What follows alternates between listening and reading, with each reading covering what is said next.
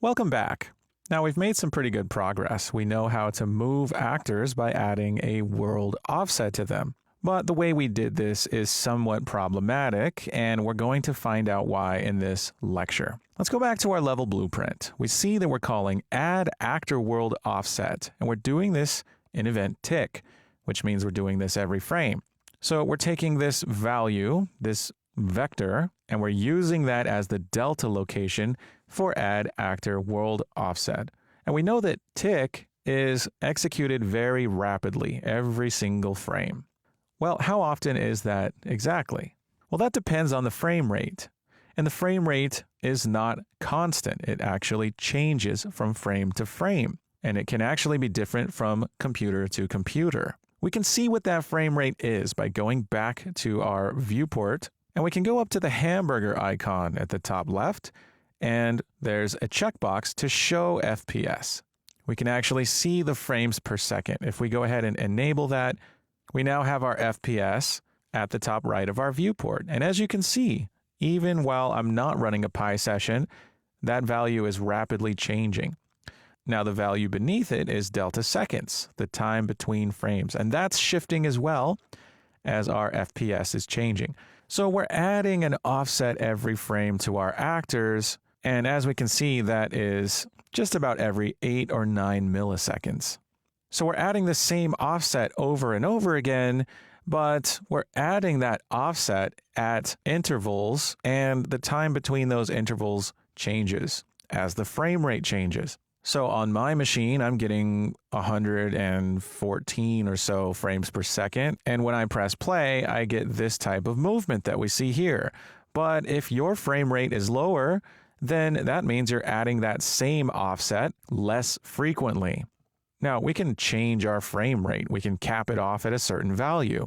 We do this by going up to Edit and opening our project settings and searching for frame rate. And we have some options here.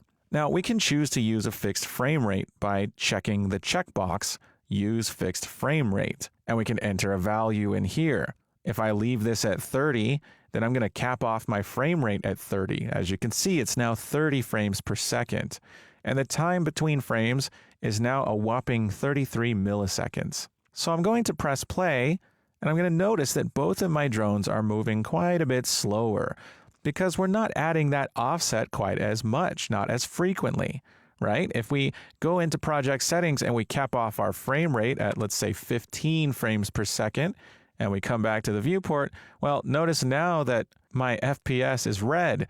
That means very, very bad frame rate. As I move around, look at this, I'm getting lag because my frame rate is so bad. And if I press play, look at that, they're moving really slow. And this is not a very good frame rate, but this just goes to show that as the frame rate changes, the rate of movement is changing because we're not taking frame rate into account. When we're moving an object and we're not taking frame rate into account, this is known as frame rate dependency. The movement of our objects is dependent on the frame rate. And frame rates change from frame to frame in all games, depending on how many calculations are performed by the engine at any given point in time. This means that if there's some kind of spike in the number of calculations performed in a game, maybe 20 or 25 players just spawned in and things are getting loaded in and calculations are being performed, that frame rate may dip to a lower value temporarily. And when that happens, we need to compensate for that with our movement. We need our movement to be constant. When our frame rate goes low, we need to move those actors by a larger amount. We need to scale that movement by our frame rate somehow. Well, doing so is quite easy. All we have to do to eliminate that frame rate dependency is take that value that we're moving our actors by, our delta location, and we need to scale it by the amount of time that passes between frames. So that way, if delta seconds gets really big, which means our frame rate just went down and we have some lag, well, delta seconds is a larger value, and so our delta location will be a larger value, and we'll move that actor by a larger distance to compensate for that frame rate. So that's what we're going to do. We're going to multiply our delta location by delta seconds. Let's take delta seconds, drag off, get a multiply node. We can get multiply nodes for floats as well, but we want to scale by our vector that we're passing into delta location. Now, if I click and drag it on in here, well, it's not going to work because the multiply node is expecting a float value, but we've seen how we can convert pins. We can right-click the pin and we can choose to vector. And now we have this built-in conversion to a vector, so we can take that vector value and plug it in, and now we can use this for delta location instead, and now we're scaling by delta seconds. Now, we know that delta seconds is a very, very small value, right? Which means we're going to get a slower movement because this vector is much smaller, right? Let's check that out. Let's press play, and look at this. This drone over here is moving very, very slowly, right? So we're going to have to scale that movement.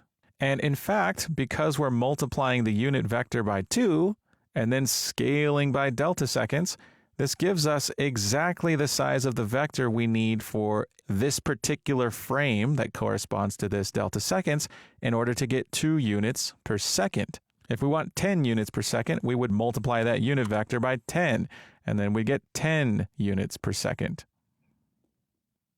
And if we want 100 units per second, then we'd scale that vector by 100. So there we go. And as you can see, it's choppy because our frame rate is really low. 15 frames per second is terrible for games. But we're still moving at the correct speed. Even though it's choppy, we have lag, we're still getting that same amount of movement, that 100 units per second.